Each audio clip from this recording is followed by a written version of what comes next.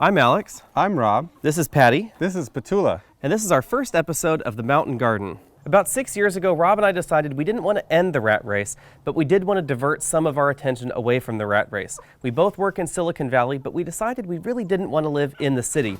So we searched high and low, and we bought 8.3 acres in the Santa Cruz Mountains, and we now have 100 chickens or so, and we're building ourselves a small house. Like many people in Silicon Valley, our plan started out somewhere moderate and just grew out of control. By the time we and our architects were done, we had planned a 4,000 square foot house with 3 garage spaces, and most importantly, it didn't fit our lifestyle or our budget. So that's when we decided to go a different direction and build a small house on consumer credit. Living in 550 square feet with 1 cat and 110 chickens isn't easy. Of course, the chickens aren't in the house, but the cat is.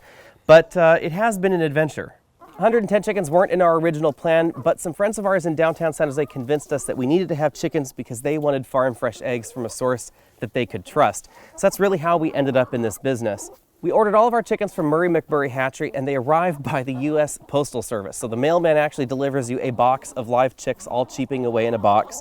The 25 chick minimum is because they actually have to keep each other warm in the shipping.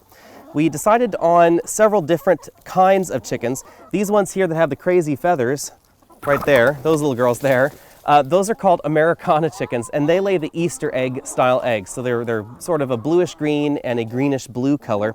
And then we have some Rhode Island Reds, some Lacey Wyandottes, and a few other different kinds of chickens. We ordered some variety packs that weren't specifically labeled, so some of them we really don't know exactly what they are, but all in all, they've been fairly good layers for us. Our property is located in the Santa Cruz Mountains, which means we're in the middle of a forest. And because we're in a forest, there are a lot of wild critters out there that could get at our chickens. So the first thing we had to do was devise a system of defenses to keep our chickens safe. So what we did was select about an acre of property that's relatively near to the house so we could hear danger as it came close. And then we also netted it in. So as you can see right here, there's all this netting. So we have an entire acre under netting to keep the chickens safe from flying predators like hawks and vultures and things along those lines. To protect against predators without wings like mountain lions, coyotes, domestic dogs, wild dogs, foxes, anything else out there that might try and attack our chickens, we devised an 8-foot tall chicken wire fence system with several rounds of electric fencing around it. So there's an electric fence run right there at the bottom. There's also a dig barrier under there on the outside, and then we have another electric wire run right up top here. The reason we have an electric wire run so high is because this is the only way that we've found to be able to protect our chickens against raccoons. Raccoons will definitely figure out that that electric wire down there is what's shocking them, not the rest of the fence, and they'll just jump on the fence, climb up, and then fortunately when they encounter this electric wire run on top, then they'll jump off the fence. It's really the only way to keep predators that are able to leap and are a little bit more intelligent out of the chicken pen. Like pretty much everybody else that tries their hand at backyard farming, we didn't do everything right at first. We decided to get these commercial chicken nests. These are rear rollout chicken nests, primarily because we didn't like the idea of the wooden boxes because we figured they would be more difficult to sanitize and keep clean. In truth, it really doesn't seem to matter that much.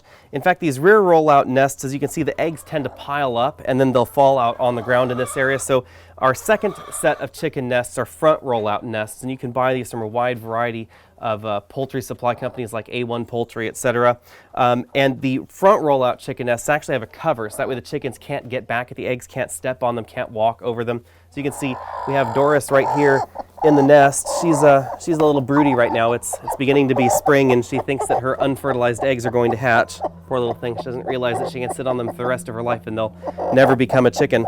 But you can see that she is sitting on them right there, and so she could just hop out the back and roll over all of her eggs, kick them out. And chickens aren't exactly bright animals, so that does seem to happen. We've decided to help recycle some of this scrap wood by building a chicken barn here. So this was all Italian cypress, strangely enough, on parts that came from pallets from Italy that were just going into the landfill. So we were able to collect them, recycle them, and nail them together into this chicken pole barn. We have these 2x4s up here for chicken roosts, and we've routed the edges so that way they're a little bit nicer on their feet. A decent portion of our chickens prefer to sleep inside this chicken barn, but an awful lot of them like to sleep out in the trees. We believe in giving our girls as much room as possible. So even though we have some sunny areas and open areas out there, a large portion of the chicken run that they're allowed access to is forested like this area right here. There's a lot of shade and there are a lot of trees for them to roost in, and about half of our chickens prefer to roost in these manzanita trees overnight.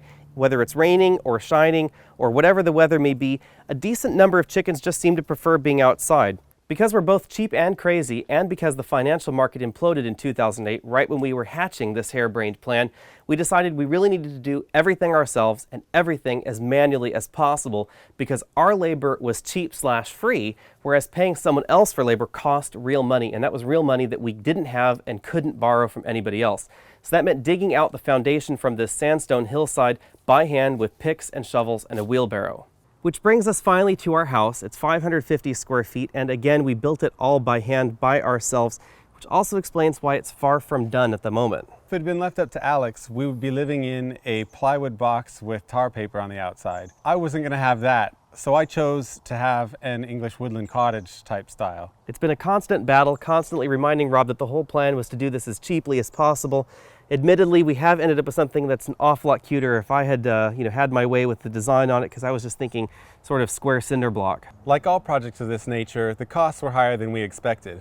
Which really means that we just had an awful lot of credit card bills to pay over the last 2 years, and we've been living in a less than finished house. That means there's still plenty of house wrap on the side of the house, and showers are still outside. We have all the normal appliances you expect in a modern household, except we're missing just a little bit of drywall, some countertops, cabinets, things along those lines. Throughout this whole process, all I kept saying was I just wanted a condo in Campbell. I have to admit that a condo in Campbell is not nearly as exciting as the view we have from this patio right next to the house. Even though our house is far from being done, we're still showering outside, I still couldn't imagine living any other way.